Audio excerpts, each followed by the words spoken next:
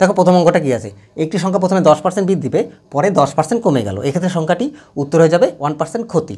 কেন আমরা এইভাবে নিমেষে করলাম, দেখো এখানেও আছে 10% বৃদ্ধি পেলো 10% কমে গেল, তাহলে 10 × 10 10 আছে 100, তারপরে 100তে দুটো শূন্য বাদ দিয়ে তাহলে 1 থাকে, তাহলে 1% ক্ষতি। এবার তোমরা মনে রাখবে যে একবার বেড়ে গেলে একবার কমে গেলে সব সময় ক্ষতি হয়ে যাবে, কখনো কিন্তু লাভ হবে না।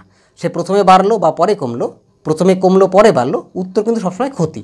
তাহলে আমরা সবসময় মনে রাখবো উত্তর সবসময় ক্ষতি হবে, এটা কনফার্ম। এরপর আমরা কী করবো, দেখো এখানে লেখা আছে 10, এখানে লেখা আছে 10, তাহলে 10 × 10 কত, 100, 100 লিখলাম।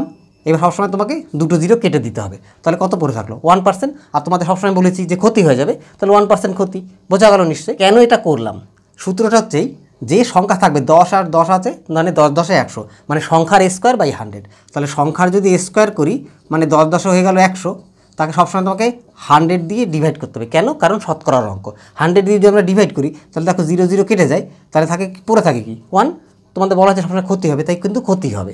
তাহলে আমাদের এত কিছু করার দরকার নেই। এই ধরনের অঙ্কে তোমাদের সবসময় শেষে দুটো জিরো কেটে দিতে হবে। 10 10 100, দুটো জিরো কেটে দিলে পড়ে থাকে শুধু 1, তাহলে 1% ক্ষতি।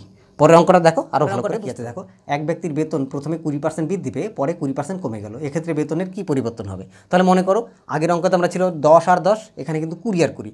10 10 আমরা কী করেছিলাম 100, মানে দুটো জিরো কেটে দিলে 1, ঠিক এখানে তাই 20 × 20 মানে 400, তার 400 থেকে দুটো জিরো বাদ দিলে মানে 4% ক্ষতি। তোমাদের আগেই বলেছি সবসময় ক্ষতি হবে, তাহলে 4% ক্ষতি।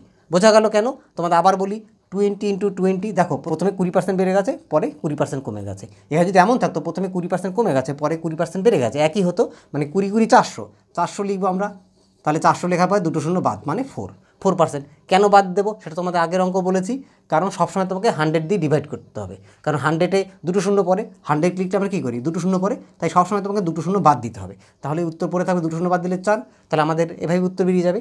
পরের অঙ্কটা দেখো, একদম তোমাদের কাছে ডাউট ক্লিয়ার হয়ে যাবে। পরের অঙ্ক গেছে, একটি সংখ্যা প্রথমে 15% হ্রাস পেয়ে পরে 15% বৃদ্ধি পেল, তাহলে মোটের উপর সংখ্যাটা কত পার্সেন্ট হ্রাস বা বৃদ্ধি পেল? খুবই সহজ। দেখো আগের থেকে আলাদা কি, আমি তোমাদের আগেই বলেছিলাম যে আগেরটা ছিল প্রথম অঙ্ক করেছি 10, তারপরটা ছিল 20, এগুলো সব জিরো আছে, শেষে দুটো করে জিরো কেটে দেবো। কিন্তু দেখো এই অঙ্কে কোনো জিরো নেই, তাহলে আমরা এবার কী করবো, খুব ভালো করে লক্ষ্য করো, 15 × 15, 15 15 হয় 225।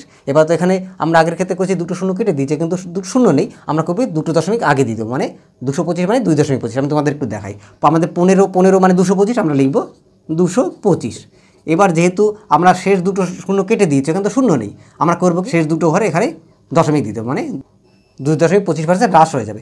এবার কেন সেটা করছি, তার কারণ কি, আমাদের সবসময় কী করতে হয় 100 দিয়ে ডিভাইড করতে হয়। 100 দিয়ে কতটা জিরো পড়ে, দুটো জিরো পড়ে, তাহলে দুটো জিরোর জন্য আমাদের যেহেতু কোনো জিরো নেই তাই জিরো কাটতে পারছি না, তাই দুটো জিরোর জন্য আমরা 2 দশমিক এগিয়ে দেবো। এভাবে করবে। এভাবে তোমরা যে কোনো সংখ্যাও 12% যদি হয়, 12% বাড়লো 12% কমলো, তাহলে 12 12 144, 2 দশমিক আগে মানে 1.44% হ্রাস। বোঝা গেল? যদি থাকে কোনো সংখ্যা 16% প্রথমে কমলো পরে 16% বাড়লো, তাহলে কত হবে 16 16 256, মানে 2.56% হ্রাস পেয়ে গেছে। নিশ্চয়ই বুঝতে পারছো। এইভাবে তোমরা করবে। তোমরা এরকম শর্ট ট্রিক পেতে অবশ্যই তোমরা আমার চ্যানেলকে সাবস্ক্রাইব করো। Thank you.